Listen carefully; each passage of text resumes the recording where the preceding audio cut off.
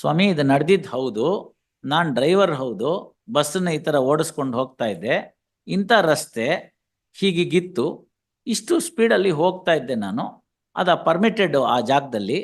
ನಾ ಹೋಗ್ತಿರೋ ಕಾಲಕ್ಕೆ ಈ ವ್ಯಕ್ತಿ ಕುಡಿದ ಅಮಲ್ನಲ್ಲಿ ಏಕಾಏಕಿ ರಸ್ತೆಗೆ ಬಂದ್ಬಿಟ್ಟ. ನನ್ಗೆ ಆ ಕ್ಷಣದಲ್ಲಿ ಏನು ಮಾಡಬೇಕು ಅಂತ ಗೊತ್ತಾಗಲಿಲ್ಲ.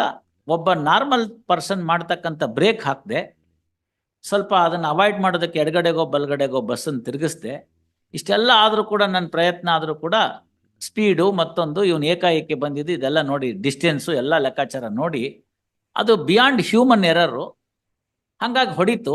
ನಾನೇನು ಬಿಟ್ಟು ಓಡೋಗ್ಲಿಲ್ಲ, ನಾನೇ ಅದನ್ನು ಇನ್ಫಾರ್ಮ್ ಮಾಡಿದೆ, ಸಹಾಯ ತಗೊಂಡೆ ಜನಗಳು ಸಹಾಯ ತಗೊಂಡು ಅವನಿಗೇನೋ ಆಸ್ಪತ್ರೆಗೆ ಸೇರಿಸಿದ್ವಿ. ಆಸ್ಪತ್ರೆಗೆ ಸೇರಿಸಿದಾಗಲೂ ಕೂಡ ನಾನೇನು ಹಾಗೆ ಬಿಡಲಿಲ್ಲ.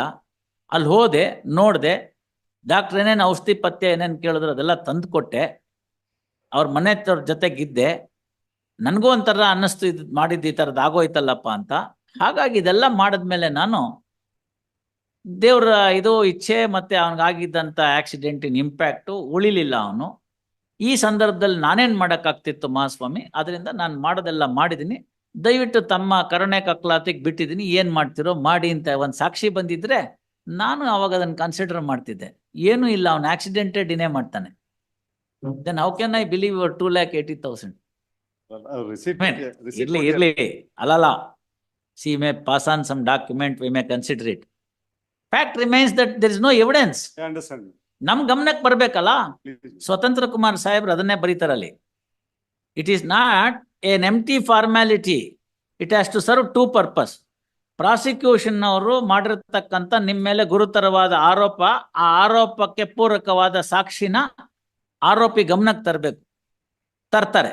ನೋಡಿ, ಇಂಥ ಸಾಕ್ಷಿ ಹಿಂಗೆ ಹೇಳ್ತಾನೆ, ಇಂಥ ಸಾಕ್ಷಿ ನಿಮ್ಮ ವಿರುದ್ಧ ಹಿಂಗೆ ಹೇಳ್ತಾನೆ, ಇಂಥ ಸಾಕ್ಷಿ ನಿಮ್ಮ ವಿರುದ್ಧ ಹಿಂಗೆ ಹೇಳ್ತಾನೆ, ಇದಕ್ಕೆ ನಿಮ್ಮ ಸಮಜಾಯಿಷಿ ಏನು ಅಂತ. ಅದನ್ನು ಹೇಳಲಿಲ್ಲ ಅವನು, ಪುಣ್ಯಾತ್ಮ, ಎಲ್ಲ ಸುಳ್ಳು ಅಂದ. ಆಯ್ತಾ?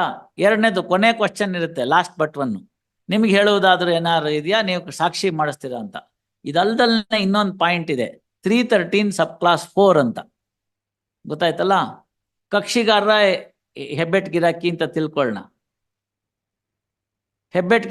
ತಿಳ್ಕೊಳ್ಳೋಣ, ಲಾಯರ್ ಇದ್ರಲ್ಲ ಅವ್ರಿಗೊಬ್ರು, LLB ಮಾಡಿರೋರು, ಅವ್ರು ಬರ್ಸಾಕ್ಬೋದಾಗಿತ್ತಲ್ಲ ಅಚ್ಚುಕಟ್ಟಾಗಿ ಕನ್ನಡದಲ್ಲೋ ಇಂಗ್ಲೀಷಲ್ಲೋ ಬರ್ಸಾಕಿದ್ರೆ ರಿಟರ್ನ್ ಸಬ್ಮಿಷನ್ ನಮ್ಮ ಮುಂದೆ ಇರ್ತಿತ್ತು. ಅದನ್ನು ಕನ್ಸಿಡರ್ ಮಾಡಿ ಒಂದು ಜಡ್ಜ್ಮೆಂಟ್ ಬರೆಯೋಕೆ ಅನುಕೂಲ ಆಗ್ತಿತ್ತು. ಏನೂ ಇಲ್ಲ, ಏನೇನೂ ಇಲ್ಲ. ಹೋಗ್ಲಿ, ನಿಮ್ಮ ಅಷ್ಟೆಲ್ಲ ಹೇಳ್ದಂತ ನೀವು ಸದ್ಗುಣ ಸಂಪನ್ನರ ಅಂದ್ರೆ ನೀವೇನು ಕಂಪ್ಲೇನೆಂಟ್ ಅಲ್ಲ. ನೀವು ಹೇಳಿದ್ರಲ್ಲ ಸರ್ ನಾನೆಲ್ಲ ದುಡ್ಡೆಲ್ಲ ಖರ್ಚು ಮಾಡಿದೆ ಅಂತ. You are not the person who complaint to the police. Ishwar is the person who has complained. Wife's brother only. Yes sir, he is the complainant. See, ಇದರೆಲ್ಲ ಇಂಟ್ರೆಸ್ಟೆಡ್ನೆಸ್ ಎಲ್ಲ ಹೋಗ್ಬಿಡುತ್ತೆ. ಯಾರನ್ನು ಕೊಲೆ ಮಾಡಬೇಕು ಅಂತ ಆಗಿದ್ದಲ್ಲ ಇದು ಆಕ್ಸಿಡೆಂಟ್ ಅಂದ್ರೆ ಅಪಘಾತ. ಅಲ್ಲಿ ಇಂಟೆನ್ಷನ್ ಇರೋದಿಲ್ಲ. ಅದಕ್ಕೆ 2 ವರ್ಷ ಶಿಕ್ಷೆ 304A. ಅಲ್ಲೂ ನರಹತ್ಯೆಯೇ. ಒಂದು ಪಿರಮಿಡ್ ಗೊತ್ತಾಯ್ತಲ್ಲ, ಪಿರಮಿಡ್ ಅಂತ ಇಟ್ಕೊಳ್ಳಿ. ಪಿರಮಿಡ್ ಬೇಸು ಹುಟ್ಟಿದವರೆಲ್ಲ ಸಾಯ್ಬೇಕು ಅಂತ, ನ್ಯಾಚುರಲ್ ಡೆತ್ ಅನ್ನೋದು pyramid base. Next stage is ಆಕಸ್ಮಿಕವಾಗಿ ಅಪಘಾತದ ಮರಣ. ಅದು ಸ್ವಲ್ಪ ಎಡಗಡೆ ನೋಡಿ, ಸ್ವಲ್ಪ ಚಿಕ್ಕದಾಯಿತು. ಗೊತ್ತಾಯ್ತಲ್ಲ? ಇದರಲ್ಲಿ ಮನುಷ್ಯನ ಸಾವಿದೆ, ನರಹತ್ಯೆ ಇದೆ, ಆದರೆ ಅದರಲ್ಲಿ ಯಾವುದೇ ರೀತಿಯಾದ ಉದ್ದೇಶಪೂರ್ವಕವಾದಲ್ಲ. ಅದು ನೆಕ್ಸ್ಟು. ಅದರ ನೆಕ್ಸ್ಟ್ ಏನಾಗುತ್ತೆ ಅಂತಂದರೆ, ನನ್ನ ಸಾವನ್ನ ನಾನೇ ಮಾಡ್ಕೊಳ್ತಕ್ಕಂಥದ್ದು, ಆತ್ಮಹತ್ಯೆ. ಅದಕ್ಕೆ ಯಾರು ಪ್ರೇರಣೆ ಕೊಟ್ಟಿದ್ರೆ ಅದಕ್ಕೆ ಶಿಕ್ಷೆ ಇದೆ, ಪ್ರಚೋದನೆ, ಪ್ರೇರಣೆ. ಅದು ಇನ್ನು ಸ್ವಲ್ಪ ಮೇಲಕ್ಕೆ ಬಂತು. ಅದಾದ್ಮೇಲಿಂದ ಏನು ಬಂತು? ನನ್ನ ಪಾಡಿಗೆ ನಾನು ಕೆಲಸ ಮಾಡ್ತಾ ಇದ್ದೆ ಸರ್, ಏನೋ ಕಬ್ಬನ್ನು ಕತ್ತರಿಸ್ತಾ ಇದ್ದೆ, ಅವ್ನು ಯಾವನ ಬಗ್ದು ನಿಂಗೆ ತಲೆ ಹಾಕ್ಬಿಟ್ಟ, ಲಪಕ್ಕಂತ ತಲೆ ಹೋಗ್ಬಿಡ್ತು. 304 ಪಾರ್ಟ್ 1 ಪಾರ್ಟ್ 2. ಪಾರ್ಟ್ 1 ಯಾವಾಗ ಬರುತ್ತೆ ಅಂತಂದ್ರೆ, ಇಂಟೆನ್ಷನ್ನು ಇರಬೇಕು, ನಾಲೆಡ್ಜು ಇರಬೇಕು. ಇಂಟೆನ್ಷನ್ ಇಲ್ದಲ್ನೇ ಕೇವಲ ನಾಲೆಡ್ಜು, ಅವಾಗ ಪಾರ್ಟ್ 2. ಪಾರ್ಟ್ 2ನಲ್ಲಿ ನೋಡಿ, ಪಾರ್ಟ್ 2ನಲ್ಲಿ ನೋಡಿ ಏನಂತ ಇದೆ ಅಂತ. ಇಂಪ್ರಿಸನ್ಮೆಂಟ್ ಆರ್ ಫೈನ್ ಅಂತಿದೆ. 50 ರೂಪಾಯಿ ಹಾಕಿ ಬಿಟ್ಬಿಡ್ಬೋದು, 50 ರೂಪಾಯಿ ಹಾಕಿ ಬಿಟ್ಬಿಡ್ಬೋದು ಪಾರ್ಟ್ 2ನಲ್ಲಿ. ಪಾರ್ಟ್ 1 ಬಂದರೆ ಅಲ್ಲ, ಆ್ಯಂಡ್ ಅಂತಿದೆ. You look at it, you will come to know. 304 part 1 ಅಲ್ಲಿ ಆ್ಯಂಡ್ ಅಂತಿದೆ, ಸೆಂಟೆನ್ಸ್ ಇದೆ ಮಿನಿಮಮ್. ಸೊ ನಿಮಗೆ ಪಾರ್ಟ್ 1 ಪಾರ್ಟ್ 2 ವ್ಯತ್ಯಾಸ ಗೊತ್ತಾಯ್ತು. ನೆಕ್ಸ್ಟ್ ಏನು, ನರಹತ್ಯೆ ಇದೆ, ಉದ್ದೇಶಪೂರ್ವಕವಾಗಿ ಮಾಡಿದಂಥ, ಅದು tip of the pyramid. Tip of the pyramid ಕೊಲೆ, ನ್ಯಾಚುರಲ್ ಸಾವು, ಬೇಸು. ಇದ್ರ ಮಧ್ಯೆ ಆಗ್ತಕ್ಕಂಥ ಎಲ್ಲ ಸಾವಿಗೂ ಶಿಕ್ಷೆ ಪ್ರಮಾಣ ವೇರಿ ಆಗ್ತಾ ಹೋಗುತ್ತೆ. So 304A is next only to the base. ನಾವು ಬರೇ ಆಕ್ಸಿಡೆಂಟು ಅಂತ, ಅಪಘಾತ ಅಂದರೆ ಕೇವಲ ರೋಡ್ ಟ್ರಾಫಿಕ್ ಆಕ್ಸಿಡೆಂಟ್ ಅಂತ ತಿಳ್ಕೊತೀವಿ, ಅಲ್ಲ, ಹಲವಾರು ಥರ ಇದೆ. ಉದಾಹರಣೆಗಲ್ಲಿ ಉಪಹಾರ ಸಿನಿಮಾ ಅಂತ ಡೆಲ್ಲಿದು 5 ರಿಕ್ವೈರ್ಮೆಂಟ್ಸ್ ಇತ್ತು, ಫಾಲೋ ಮಾಡಿರಲಿಲ್ಲ, ಅದು ಹೋಗುತ್ತೆ. ಬೋಟು, ಎಲೆಕ್ಟ್ರಿಕೇಶನ್ನು, ಹಲವು ವಿಚಾರಗಳಿದೆ. Negligence is not that. So ಅಲ್ಲಿ ನಿಮ್ಮ ಕೃತ್ಯ, ನೀವು ತೆಗೆದುಕೊಂಡಿರ್ತಕ್ಕಂಥ ತಾತ್ಸಾರ ಭಾವನೆ ಒಬ್ಬ ಮನುಷ್ಯನ ಸಾವಿನಲ್ಲಿ ಈಡಾಯಿತು ಅಂತಂದ್ರೆ ಅವಾಗ ಏನ್ ಮಾಡಬೇಕು? Such level of the requirement that you are vigilant which you fail to take it. ಈಗ ಮಾಲ್ಗಳಲ್ಲಿ ಮೇಲ್ಗಡೆಯಿಂದ ಖಾಲಿ ಬಿಟ್ಬಿಟ್ಟಿರ್ತಿದ್ರಲ್ಲ, ಮಗು ಬಿದ್ದೋಯ್ತಲ್ಲ, ಈಗೆಲ್ಲ ಏನ್ ಮಾಡಿದಾರೆ ನೋಡಿ, ನೆಟ್ ಹಾಕಿದ್ದಾರೆ. ಯಾಕೆ ಅಂದ್ರೆ 304A ಆಗ್ಬಾರ್ದು ಮಾಲ್ ಮ್ಯಾನೇಜರ್ ಮೇಲೆ. ಯಾಕೆಂದ್ರೆ ಮಗು ಆಡ್ತಾ ಆಡ್ತಾ ಕಡೆ ಬಂದ್ಬಿಡುತ್ತೆ. ಮಗು ಏನು ಈಗೇನ ರೀಲು, ಸೆಲ್ಫಿ ಎಲ್ಲದಕ್ಕೂ ಅವರೇ ಬಿದ್ಬಿಡ್ತಾರೆ. ಹಿಂಗೆಲ್ಲೋ ಹಿಂಗ್ ನಿಂತ್ಕೊಂಡು ಫೋಟೋ ತೆಕ್ಕೊಳಕ್ ಹೋಗೋದು, ದಬಾರ್ ಅಂತ ಬಿದ್ಬಿಡೋದು ಅಲ್ಲ. This are all permissible. What I am trying to say is this are all things that can happen.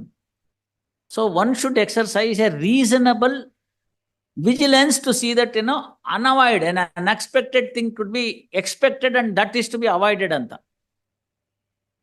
ಅದಕ್ಕೆ ಬೇಕಾದಂತ ಒಬ್ಬ ಪ್ರೂಡೆಂಟ್ ಮನುಷ್ಯ ಏನ್ ತಗೋಬೇಕು ಅದನ್ನ ತೆಗೆದುಕೋಬೇಕು. ಅದು ತಗೊಂಡಿತ್ತು ಅಂತಂದ್ರೆ ಬೇಕಾಗಿಲ್ಲ. ಉದಾಹರಣೆಗೆ ಒಂದು ಕಟ್ಟಡ ಕಟ್ತಿರ್ತಾರೆ, ಕಟ್ಟಡ ಕಟ್ತಿರುವಾಗ ಒಂದು ಮೆಟ್ಲು ಹಾಕಿರ್ತಾರೆ, ಫಸ್ಟ್ ಫ್ಲೋರು ಸೆಕೆಂಡ್ ಫ್ಲೋರ್ಗೆ ಅವನ ಮಣ್ಣು ಗಿಣ್ಣು ಎಲ್ಲ ತಲೆ ಮೇಲೆ ಹೊತ್ಕೊಂಡು ಹೋಗ್ಬೇಕಾಗ್ತಿರುತ್ತೆ. ಈ ಕಡೆ ಭಾಗದಲ್ಲಿ ಮೆಟ್ಲಿನ, ಈ ಕಡೆ ಭಾಗದಲ್ಲಿ ಗೋಡೆ ಇಲ್ಲದೆ ಇರೋ ಭಾಗದಲ್ಲಿ ಒಂದು ಬಂಪ್ ಕಟ್ಟಿರ್ತಾರೆ, ನೀವು ನೋಡಿರ್ತೀರಿ. ಕಟ್ಟಿಲ್ದಿದ್ರೆ ಏನಾಗುತ್ತೆ? Likely that he may slip down and then die. So ಅದಕ್ಕೋಸ್ಕರ ಅದಕ್ಕೆ ಏನ್ ಮಾಡ್ತಾರೆ, ಒಂದು ಬಂಪ್ ಕಟ್ಟು ಟೆಂಪರರಿ ಒಂದು ಪ್ರೊಟೆಕ್ಷನ್ ಕೊಟ್ಟಿರ್ತಾರೆ. It is guarding if any untoward incident to happen. ಇದನ್ನ ನೀವು ಮಾಡಿದಿರಿ ಅಂತ ತೋರಿಸಿದ್ರೆ you will be out of this 304A bracket. 304A is what is to be looked in to the negligence. Because of my negligence, somebody has lost his life. So therefore 2 years. ಇದೆಲ್ಲ ದುಡ್ಡು ಕಾಸು ಖರ್ಚು ಮಾಡಿದಿರಿ, we may reduce it to 1 year. PM report ಅಲ್ಲಿ ಇಲ್ಲ, PM report ಅಲ್ಲಿ ಇಲ್ಲ. ನಿಮ್ಮ ಅಕ್ಯೂಸ್ ಸ್ಟೇಟ್ಮೆಂಟ್ ಅಲ್ಲಿ ನಾನು ಕರೆಕ್ಟಾಗಿ ಓಡಿಸ್ತಿದ್ದೆ, ಇವನು ಕುಡ್ಕೊಂಡು ಅಡ್ಡಾದಿಡ್ಡಿ ರಸ್ತೆಗೆ ಬಂದ ಅಂತ ಇಲ್ಲ. ತಾವು ನೋಡಿ, you also go to the extent of denying the very accident. I did not conduct the accident. What to do?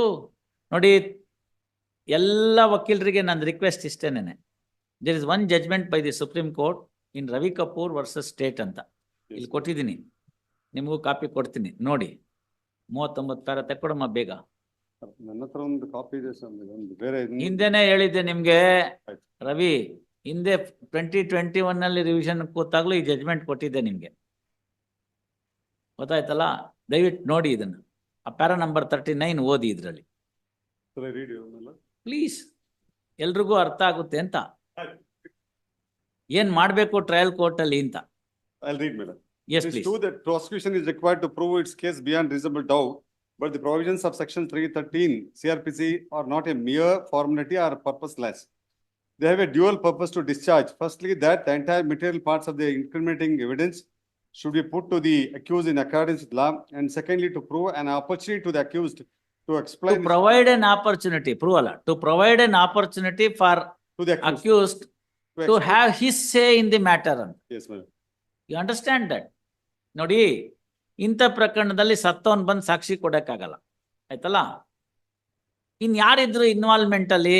If it is a bus conductor can say, if ಈ standing in the front door along with the driver, or any passenger who is sitting in that fashion, or any such person who could say. ಅವ್ರನ್ನ ಯಾರನ್ನೂ ವಿಚಾರಣೆ ಮಾಡಲಿಲ್ಲ, defence evidence ಅಂತ ಬೇಡ, accused ಹೇಳ್ಬೋದಲ್ಲ, he the one who is responsible for the death. Death is, according to the prosecution, rash and negligent driving of the driver. Yes. Compensation.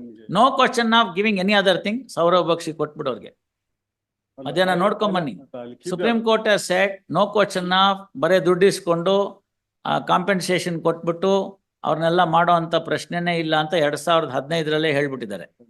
ನಮ್ದೇ own case ನಾವು supreme court ಆಯ್ತು, ನಾವ್ ಇದನ್ನ ನೋಡಿ ಬರೀತೀವಿ, ನಿಮ್ ಕೇಸನ್ನ ಇಟ್ಕೊಳ್ಳಿ, ನೋಡಿ ಅದನ್ನ ರಿಪೋರ್ಟೆಡ್ ಜಡ್ಜ್ಮೆಂಟ್ ಇದೆ, ಅದ್ ನೋಡಿ. PO ಆಕ್ಟ್, ಆ ಆಕ್ಟ್, ಈ ಆಕ್ಟ್ ಯಾವ್ದು ಅಪ್ಲಿಕಬಲ್ ಆಗಲ್ಲ ಅಂತ ಬರ್ದ್ಬಿಟ್ಟಿದ್ದಾರೆ. ಯಾರು ಅಪಘಾತದಲ್ಲಿ ಸತ್ತಿದ್ದಾರೆ ಅಂತ ಹೇಳಿದ್ರೆ 6 ತಿಂಗಳು ಮಿನಿಮಮ್ ಶಿಕ್ಷೆ. ಅದು ಈ ಕೋರ್ಟಿನ ವ್ಯೂ. ನಾನು ಬರ್ಕೊಡ್ತೀನಿ, ನೀವೇ ತಗೊಂಡೋಗಿ, ನಮ್ದೇನು ಅಭ್ಯಂತರ ಇಲ್ಲ. If you want to take it to the next level. ಇದರಲ್ಲಿ ನಾವು humanity as your lordship side ನಾವು ಫಸ್ಟ್ ಕರ್ಕೊಂಡು ಹೋದ್ವಿ 2,80,000. ಅದೆಲ್ಲ that is the mitigating circumstances you are arguing. That will not take away the punishment. Imprisonment ತೆಗಿಯಕ್ಕಾಗಲ್ಲ. Payment of compensation or meeting the expenses are not the one which will be considered to remove the. Otherwise, everybody will do like the Pune Porsche case. Write 200 words essay and get rid of. I am prepared to write 20,000 words essay as to what are the consequences of a road accident and a death thereof. And will I get a license to kill somebody? Will I get a license to kill somebody, Mr. Ravi? You may write 200 pages, but will it give you a license? Those are all unheard of. ಗೊತ್ತಾಯ್ತಲ್ಲ ನೋಡಿ. Sentencing ಪಾಲಿಸಿಗೆ ಬಂದಾಗ ಹಲವು developed ಕಂಟ್ರೀಸ್ನಲ್ಲಿ ಹೊಸ ಮಾರ್ಗಗಳನ್ನ ಕಂಡುಹಿಡಿತಿದ್ದಾರೆ. ರೆಟ್ರಿಬ್ಯೂಟಿವ್ theory ಅಂತ ಇದೆ, ರೆಸ್ಟಿಟ್ಯೂಟಿವ್ theory ಅಂತ ಇದೆ, 5 golden hours ಅಂತ ಕರೀತಾರೆ ರೆಸ್ಟಿಟ್ಯೂಟಿವ್ ಥಿಯರಿ ಒಳಗಡೆಗೆ. ಅಂದ್ರೆ ಅಲ್ಲಿ ಆಗಿರ್ತಕ್ಕಂಥ ಕಷ್ಟ ನಷ್ಟವನ್ನ ಸರಿದೂಗಿಸ್ತಕ್ಕಂಥದ್ದು ಅಂತ. Please ask me whether I am prepared to lose my life if you want to give me 2 crores. Same question is asked to you. Will you agree? Then ಅಚಾನಕ್ಕಾಗಿ ಕೈ ಎಲ್ಲ ಪ್ರಯತ್ನ ಮಾಡಿ ಆಗಿರ್ಬೇಕು. ನಮ್ಮ ಹೈಕೋರ್ಟ್ನಲ್ಲಿ MP ಚಿನ್ನಪ್ಪ ಅವ್ರ ಜಜ್ಮೆಂಟ್ ಇದೆ ನೋಡಿ. ಇಂಥ ಪ್ರಕರಣಗಳಲ್ಲಿ ಸ್ಪಾಟ್ ಮಾಸ್ಟರ್ನಲ್ಲಿ ಬ್ರೇಕ್ ಮಾರ್ಕ್ ಇತ್ತ ನೋಡಿ ಅಂತ ಹೇಳ್ತಾರೆ. ಸಡನ್ ಆಗಿ ಅಡ್ಡ ಬಂದ ತಾನೆ, ನೀವು ಬ್ರೇಕ್ ಹಾಕಿದ್ರೆ ಅಷ್ಟು ದೂರ ಬ್ರೇಕ್ ಮಾರ್ಕ್ ಇರುತ್ತೆ, ಅದನ್ನ ಸ್ಪಾಟ್ ಮಾಸ್ಟರ್ನಲ್ಲಿ ತೋರಿಸ್ಬೇಕು ಪೊಲೀಸ್ನವರು. ಈಗ ಊರವ್ರು ಎಲ್ಲಾನು ಫೋಟೋ ತೆಕ್ಕೋತಾರಲ್ಲ ಮೊಬೈಲಲ್ಲಿ, ಇದನ್ನು ತೆಕ್ಕೋಬೇಕಾಗಿತ್ತು. ಇಷ್ಟುದ್ದ ಬ್ರೇಕ್ ಹಾಕಿದ್ದೀನಿ ನಾನು, ಗಾಡಿ ಹಿಂಗ್ ನಿಂತಿತ್ತು, ಎಡಗಡೆ ಭಾಗ, ಮಧ್ಯ ಭಾಗ, ಕೊನೆ ಭಾಗ, ಆ ಕಡೆ ನಿಂತಿತ್ತು, ಈ ಕಡೆ ನಿಂತಿತ್ತು. ಎಲ್ಲದಕ್ಕಿಂತ ಬೆಸ್ಟ್ ಅಂದ್ರೆ this man should step in to the witness box no and then explain. ಇಲ್ವಲ್ಲ.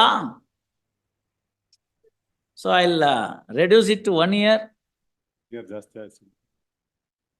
Then you tell me 9 months because you paid some 2,80,000.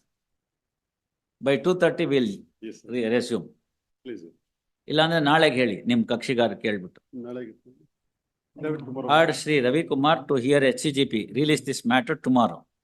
You find out from your client. Please, next one ಏನು?